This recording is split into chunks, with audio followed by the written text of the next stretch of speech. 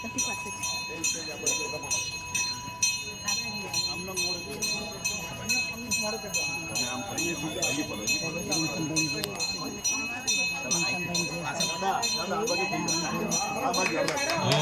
त्र्यंबकं यजामहे सुगंधिं पुष्टिवर्धनम् उर्वारुकमिय बंधनम मृत्युर्मोक्षयमामृतम् એમનું શરીર સ્વસ્થ રહે એના માટે ગાયત્રી મંત્ર કરી ઓમ ભૂર્ભુવઃ સ્વઃ તત્સવિતુર્વરેણ્યં ભર્ગો દેવસ્ય ધીમહિ ધિયો યો નઃ પ્રચોદયાત. એમણે ગુરુદેવ ખૂબ જ કાર્ય કર્યું છે તો પ્રશંસનીય છે. જય ગુરુદેવ. એમની પંક્તિ અમે કઈ ગમી છે આગળ અમે કઈ છે કેનેડા છે. આજે એનો પણ જન્મદિવસ છે. એના સ્વાસ્થ્ય સુખાકારી માટે ગાયત્રી મંત્ર કરી પ્રાર્થના કર્યું કે એનું શરીર સ્વસ્થ સદબુદ્ધિ મળે એને અને સારો અભ્યાસ કરે. ઓમ ભૂર્ભુવઃ સ્વઃ તત્સવિતુર્વરેણ્યં ભર્ગો દેવસ્ય ધીમહિ ધિયો યો નઃ પ્રચોદયાત. ઓમ ત્ર્યંબકં યજામહે સુગંધિં પુષ્ટિવર્ધનम् ઉર્વારુકમિય બંધનम् મૃત્યોર્મોક્ષયમામૃતम्. બોલે અંબે માત કી જય.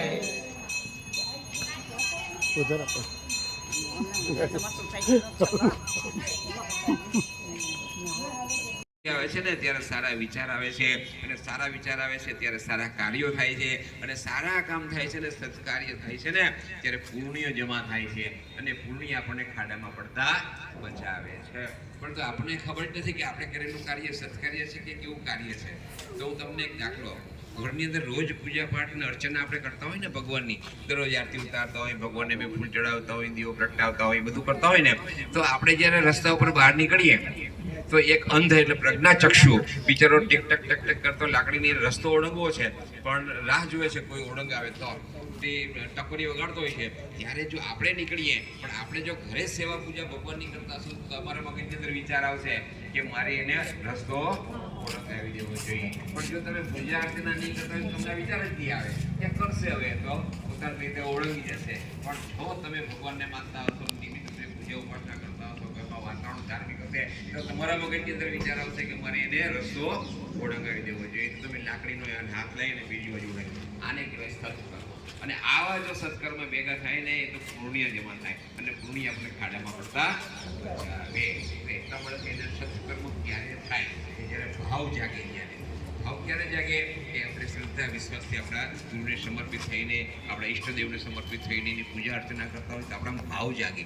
વગર પૂજાએ ભાવ જાગતા નથી. તો આ જે જ્યોતિ કળશ છે ને એ સિદ્ધ જ્યોતિ કળશ એટલા માટે છે કે કોઈ બી જ્યોતિની સામે 40 વર્ષ સુધી ગાયત્રી મંત્રના જપ કરવામાં આવે ત્યારે એ જ્યોતિ સિદ્ધ બની જાય છે. અને સિદ્ધ બનેલી જ્યોતિની સામે તમે કાંઈ બી તમારી મનોકામના રાખો એ મનોકામના તમારી પૂર્ણ થાય છે. તમારા હજારો માણસો ઘણા બધા ભાઈઓ બહેનો ઊભા છે. તમારા મનની અંદર કોઈ ભાવિ કલ્પના હોય તો તમે આ સિદ્ધ જ્યોતિના દર્શન કરવા માત્રથી અને ગાયત્રી મંત્રના નિયમિત રૂપથી ઉચ્ચારણ કરવા માત્રથી તમારા મનોકામનાઓ બધી પૂરી થાય છે. આવો સિદ્ધ જ્યોતિ કળશ 1926 સાલમાં આ જ્યોતિ પ્રગટાવેલી છે. એ દિવ્ય જ્યોતિ એટલે શું છે કે વસંત પંચમીનો દિવસ 1926ની સાલ અને પરમ પૂજ્ય ગુરુદેવ ગાયત્રી પરિવારના સ્થાપક રામ શર્મા આચાર્યજી જ્યારે પૂજાની ઓરડીમાં બેઠા હતા ને ત્યારે એની જે જ્યોત હતી ને જ્યોત મોટી થવા લાગી અને એ મોટી થતી જ્યોતની અંદર એના ગુરુએ દર્શન આપ્યા. એના ગુરુ કોણ તો કે હિમાલયની અંદર ઉત્તરાખંડની અંદર નંદનવન સુમેરુ પર્વત છે એ ગંગોત્રીના ઉપરના ભાગમાં ત્યાં આગળ શુક્ર સ્વરૂપે બિરાજે છે એ સુરેશ્વરજી મહારાજ આજે 850 વર્ષની આયુષ્યના છે અને ઘણા લોકોને દર્શન આપ્યા છે. એને દર્શન આપીને કહ્યું કે બેટા 4 જન્મોથી હું તારી સાથે છું. પૂજાની રૂમમાં એને દર્શન આપ્યા. નાની ઉંમર હતી પણ પૂજ્ય ગુરુદેવની 15 વર્ષની ઉંમર હતી એટલે 15 વર્ષની ઉંમર હતી એને ગુરુદેવે કીધું કે બેટા હું 4 જન્મોથી તારી સાથે છું. પહેલા જન્મની અંદર કબીરજી હતા. કબીરજીના વખતની અંદરથી સમાજની અંદર વ્યાપેલા કુર્તીઓ કુરિવાજો એને બધું દૂર કરવાનો પ્રયત્ન કરેલો. બીજા અવતારની અંદર સમર્થ રામદાસ સ્વામી હતા તો એણે શિવાજીને શિષ્ય બનાવીને વિધર્મીઓની સામે હિન્દુ ધર્મનું રક્ષણ કરેલું.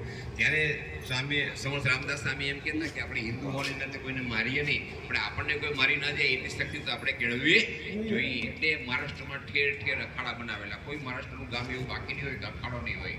તો એ સિસ્ટમ તો અત્યારે બધી ભૂલાઈ ગઈ અને આપણે તો અપણામાં બી આજે તો શ્રમથી આપણે એકદમ નિવૃત્ત થઈ ગયેલા છીએ.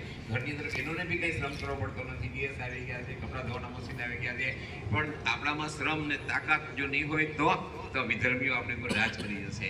એટલા માટે સમર્થ રામદાસ સ્વામીએ એમ કીધું કે હિન્દુ હોવાને નાતે આપણે કોઈને મારીએ નહીં, પણ આપણને કોઈ મારી ન જાય એટલા માટે એટલી શક્તિ તો કેળવવી જોઈએ. એટલે મહારાષ્ટ્રમાં ઠેર ઠેર અખાડાઓ બનાવેલા. ત્રીજા અવતારની અંદર કોણ હતા? રામકૃષ્ણ પરમહંસ. એને સ્વામી વિવેકાનંદ શિષ્ય બનાવીને પરદેશની ધરતી પર ભારતીય સંસ્કૃતિનો ઝંડો લહેરાવેલો. આમ પરમ પૂજ્ય ગુરુદેવને આદેશ આપીને એના ગુરુદેવ અદૃશ્ય થઈ ગયા.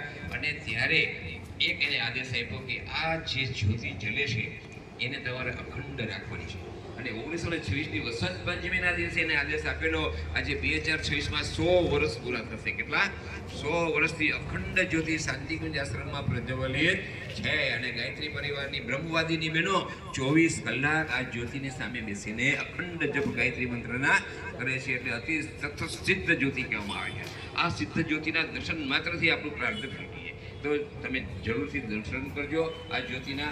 અને 2026ની અંદર અમને જન્મ શતાબ્દી ઉજવવાની છે. 3 જન્મ શતાબ્દી ગાયત્રી પરિવાર ઉજવી રહ્યું છે. એક તો અખંડ જ્યોતિ એટલે આ જે જ્યોતિ પ્રગટી છે એને 100 વર્ષ પૂરા થાય છે. પરમ પૂજ્ય ગુરુદેવને એમના ગુરુદેવનો સાક્ષાત્કાર થયો એ બી 2026માં થયો. અને એને બી 2026માં 1926માં થયો. 2026માં 100 વર્ષ પૂરા થવા જાય છે. અને પરમ પૂજ્ય ગુરુદેવે જે 24 લાખના 24 મહાપુરુષણ કરેલા એ બી 1926ની સાલમાં કરેલા. અને 2026માં 100 વર્ષ પૂરા થવા જાય છે. 24 લાખના 24 મહાપુરુષણ કરવા કોઈ સામાન્ય વાત નથી. ગાયને જવ ખવડાવે 15 વર્ષની ઉંમરથી, ગાયને જવ ખવડાવે, એના છાણમાંથી જે જવ નીકળે એને સાફ કરે, એની રોટી બનાવે અને ગાયની છાશની સાથે ખાય. આવી રીતે 15 વર્ષની ઉંમરથી માંડીને 40 વર્ષની ઉંમર સુધી પરમ પૂજ્ય ગુરુદેવે પ્રખર તપ કર્યું.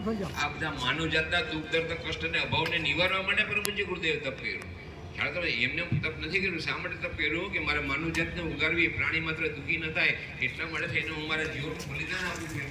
અને એ પરમ પૂજ્ય ગુરુદેવ તપ કર્યું. આ સુધીમાં કોઈ આવું તપ કર્યો નથી. એક વિશ્વામિત્ર ઋષિએ તપ કર્યું હતું નવી દુનિયા બનાવવા માટે, પણ એને 12 વર્ષના 12 પુરુષાર્થ કરેલા, 12 લાખના 12 પુરુષાર્થ કરેલા. પરંતુ પરમ પૂજ્ય ગુરુદેવે 24 લાખના 24 મહાપુરુષાર્થ આટલું તપ કરનારા દુનિયામાં કોઈ